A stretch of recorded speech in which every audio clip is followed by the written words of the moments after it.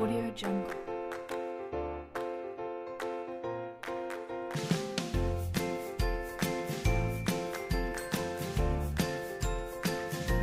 Audio Jungle.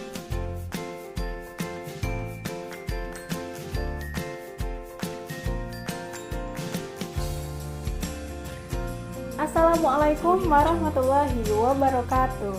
Teman-teman, bagaimana kabarnya? Semoga tetap dalam keadaan sehat walafiat ya. Bagaimana puasa hari ini? Audio Jungle. Semoga lancar ya dan tetap semangat. Ingat, jangan buka tengah hari.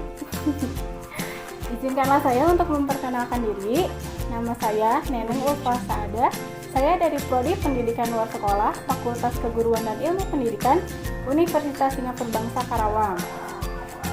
Nah, di sini saya akan menjelaskan sedikit tentang media pembelajaran yang menggunakan mind mapping.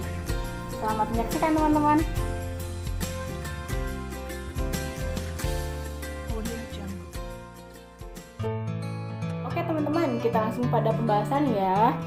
Nah, pembelajaran adalah suatu kegiatan dalam upaya memperoleh pengetahuan, keterampilan, dan juga nilai-nilai positif dengan memanfaatkan berbagai sumber untuk belajar.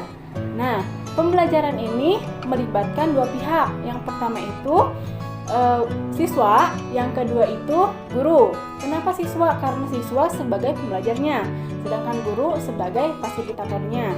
Kemudian kita masuk ke media nih. Media ini berasal dari bahasa Latin loh.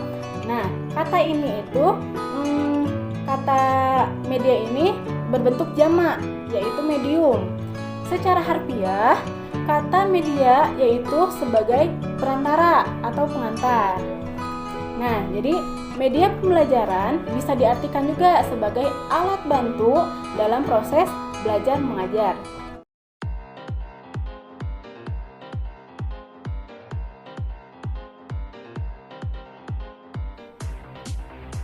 Oke, pembahasan yang selanjutnya yaitu salah satu jenis media pembelajaran yang akan saya bahas, yaitu tentang mind mapping. Apa sih itu mind mapping? Nah, mind mapping adalah cara mengembangkan kegiatan berpikir yang kreatif dari berbagai arah, kemudian menangkap berbagai pikiran dari berbagai sudut. Kemudian mind mapping ini bisa disebut dengan peta konsep. Ialah alat berpikir organisasional yang sangat hebat, yang juga merupakan cara termudah untuk menempatkan informasi ke dalam pikiran, kemudian mengambil informasi tersebut ketika dibutuhkan.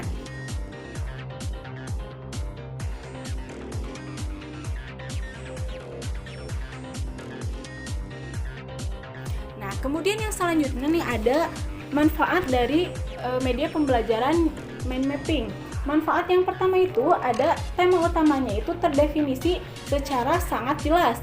Kenapa sangat jelas? Karena berada di tengah-tengah. Kemudian level keutamaan informasi teridentifikasi secara lebih baik. Kemudian yang ketiga, hubungan masing-masing informasi secara mudah dapat dikenali karena ada cabang-cabangnya itu. Kemudian yang keempat, lebih mudah dipahami dan juga diingat karena berbentuk gambar. Nah, anak-anak siswa itu lebih tertarik kepada yang gambar-gambar gitu. Jadi kalau misalkan bacaan kayak gitu, mereka itu jarang tertarik. Kalau misalkan gambar, mereka akan tertarik. Kemudian yang kelima itu mempercepat proses pencatatan karena hanya menggunakan kata kunci. Nah, emang benar. Jadi si mind mapping itu merupakan kata kuncinya. Jadi mudah dipahami. Seperti itu. Itu merupakan manfaat dari media pembelajaran mind mapping.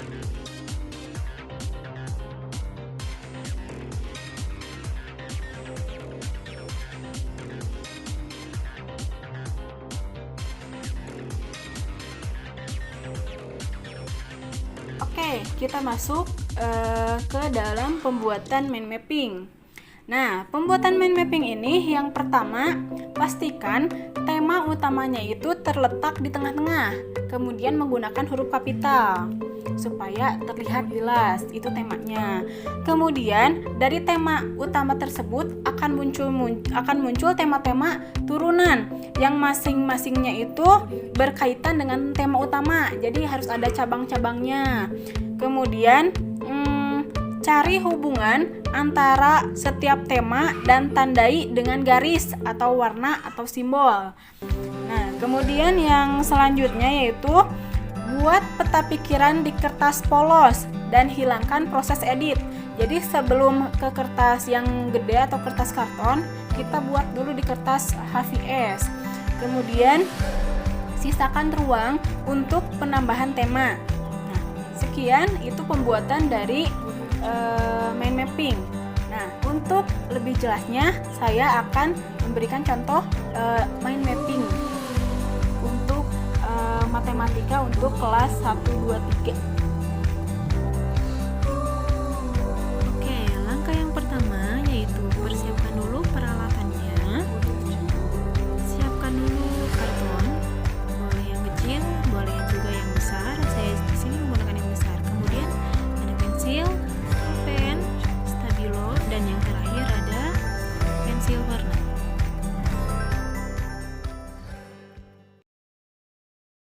Oke teman-teman, ini merupakan contoh dari mind mapping.